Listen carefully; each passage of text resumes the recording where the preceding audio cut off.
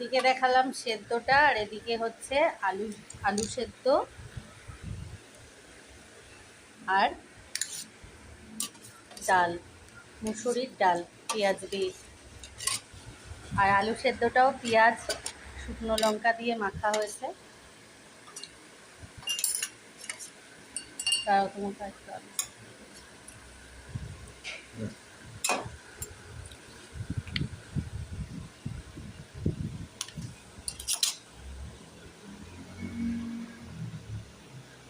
আজকের মেনুটা সিম্পল, সেরকম কিছুই না, কিন্তু খেতে খুবই টেস্টি হবে। এদিকে আছে তোমার ডিম সেদ্ধ, আর এদিকে আছে পাবদা মাছ আলু বড়ি দিয়ে, আর এদিকে হচ্ছে টমেটো, খেজুর আর কাজু বাদাম দিয়ে চাটনি।